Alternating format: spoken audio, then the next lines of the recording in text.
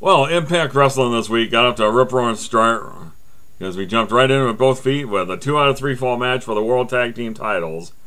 The Great Factor of A-Double and the It Factor Bobby Roode and against Team Stereotype, Chavo and Hernandez. And if Chavo and Hernandez didn't win this match, they had to break up as a tag team. And considering this match was in Texas, you either thought one of two things.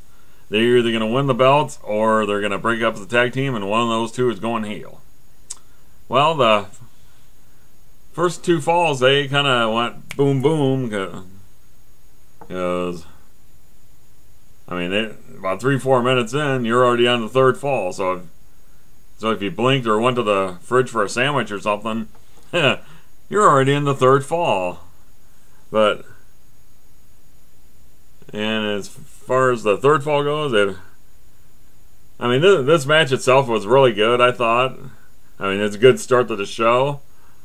It certainly got enough time considering that the first two falls went about 3 or 4 minutes in total, but the Chavo and Hernandez end up winning after Chavo hit the frog splash on Bobby Roode, and your new tag team champions are Chavo Guerrero and Hernandez. Alright, this Joseph Park promo when he comes out to the ring with this little piece of paper. It's a writ of annulment for the marriage between Brooke Hogan and Bully Ray. It's kind of funny that he got a little smattering of booze when he came out to the ring. And then finally you end up getting Devon out there to telling him to stay out of his business. And when he just rips up his little piece of paper, and then Park goes to pick it up and he ends up eating a chain in the midsection. So it's going to be interesting to see where they go with this going forward, because maybe this is going to be setting up a match for the television title or something, where Lord knows Devon isn't doing anything with it. It's more like a prop to him right now, but who knows? Maybe Joseph Park can take the television title off of Devon or something. Hey, stranger things have happened. Well, over the last few weeks, this knockout feud between Gail Kim and Terrell has certainly got enough airtime on Impact. So finally, they have a one-on-one match with ODB as the special referee. Lord knows she needs something to do because her and EY aren't defending the knockout tag titles. So, and Gail tried to cheat in this match, and what was surprising, and as far as this match goes, as much TV time has been given, and this match only lasted about 3 or 4 minutes. You would have thought they would have had this match go a little bit longer, but Taryn and Terrell wins their first real singles match, so I think it's kind of the right decision. I kind of figured that Gail was going to end up putting easy for me to say, putting her over, and Christy talks to Taryn after the match, and she's talking about getting physical. Who wants to get physical with me? Well, I'll tell you what, Taryn, I would love to get physical with you, sweetheart. Well, as it comes to no shock to me, the 1 hour main event segment was the AJ Styles decision. Is he going to be in 8s and 8s? Is he going to be with TNA? Well, that's what the Hulkster wants to know, brother. He wants to know what AJ Styles' decision is, dude. And AJ gets to talking for a minute, and then you get James Storm out there he's just looking for a fight. He's not even looking to drink beer. He just wants to fight. And then you get Christopher Daniels and Kazarian out there, Bad Influence. And it's kind of funny, they mentioned the Claire Lynch incident and how Dixie doesn't trust him anymore, and Hogan himself, and it's like, I'm kind of liking where they went with this, because AJ just walks away, and then Hogan sets up a match next week for AJ to take on James Storm since he couldn't come up with a decision. I'm kind of glad that they didn't do this right away. They need to drag this out some more. I don't know if I would imagine that maybe it'll go past Slammiversary. I don't know, but I think they need to have AJ be a lone wolf for a while. I think that's where they're going to go with this, and maybe this will last up until Bound for Glory when he can finally get a shot at the World Heavyweight Championship again. So, well, earlier in the night, Brooke Hogan met Joey Ryan in the backstage area, and it must have been cold back there because, Brookie she was nipping out hardcore. That could have been my mark out moment of the night right there. But she ends up setting up a match for him since he was such a hands-on referee last week on Impact in that match between Gail and Taryn. And who's he taking on but Rob Terry, the Freak himself. Oh, you Joey Ryan marks out there that, you wanted to get him on Impact, didn't you?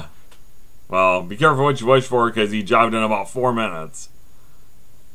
It'd be interesting to see what they're going to do with Rob Terry going forward, if they're just going to spin their wheels with him like they have before, or if they're actually going to give him some kind of a significant singles push. So I'm really interested to see where they go with him from there. And speaking of people that TNA's been spinning their wheels with for a long time now, how about Matt Morgan? The Blueprint Matt Morgan. He runs into Hogan in the backstage area and talking about yet another Hogan mistake, how he wasn't named #1 contender when he had the chance after he gave it to Bully Ray, and he just says how he wouldn't be world champion if you'd have named him #1 contender. I'm guessing I'm saying that he would be, but he definitely says that Bully Ray wouldn't be, and yet another Hogan mistake. That's exactly what he's getting at. I really hope that they do something with Matt Morgan here soon, although I'm not gonna bet the house on it because that would be just foolish. Alright, then you had this Get Check segment with Scrap Iron, Adam Pearce, and Magno, and they were in the backstage area with the 3 judges, with Danny Davis and Pritchard and Al Snow, and they eliminated Adam Pearce first. Really? I was not a fan of this decision. I hope this isn't going to be the last time we see Adam Pearce on Impact Wrestling. I mean, even if they were to put him in Ace and Eights or something, I mean, at least we get him on television because he deserves a spot on the Impact roster, I believe. But then they went out to the ring and Magno. They brought Magno out there. Danny Davis said no.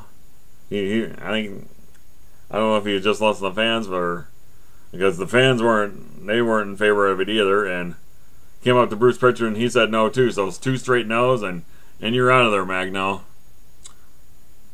My only thing about this is, like, if he was going to get 2 straight no's, why the hell did the judges put Magno through over Adam Pearce? That's something I didn't get. I thought this was a bad decision, so I thought it was a bad decision, but they rectified it by saying no. So I applaud you, TNA, for not giving Magno a contract. Good job.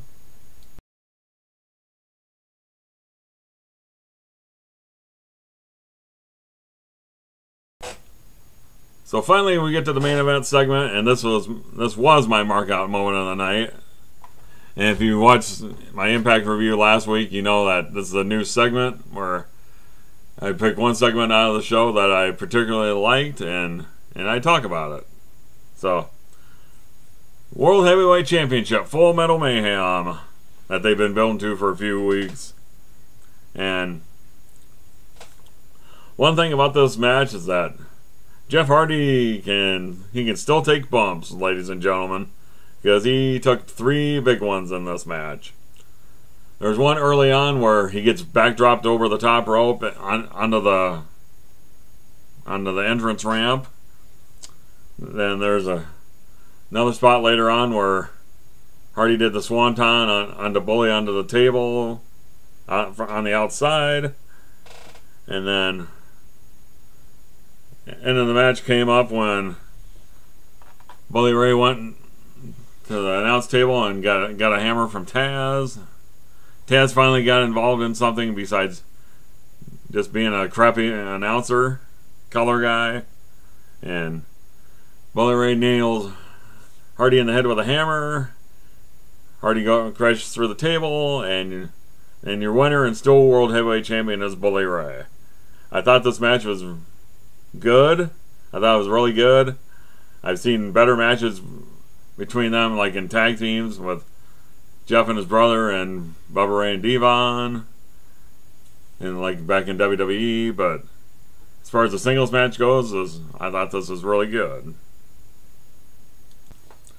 Okay, here's what we know for next week. We're going to have a number 1 contender match for the knockout title between Mickie James and Miss Tessmacher. That's kind of a out of the blue sort of thing, since Mickie and Tessmacher haven't been on TV too much lately, so that might be alright. Then we're going to have a handicap match between Kurt Angle and Garrett Bischoff and Wes Briscoe. That might be alright, maybe. And then what I would imagine would be the main event next week would be AJ Styles against the Cowboy James Storm. I expect that to be a really good match as well. As far as this week's show goes, I thought the Full Metal Mayhem match between Bully and Hardy was good. The tag team title match which opened up the show with the Great Factor and Team Stereotype, I thought that was good. And not surprising that Jobber and Hernandez won back the titles. And otherwise, I think it was a pretty solid show overall. And let me know what you thought of the show down below. Leave your comments, like my video and subscribe up above if you haven't. So, anyway, I am the Marvelous One, Marvelous Mark, and I will talk to you later.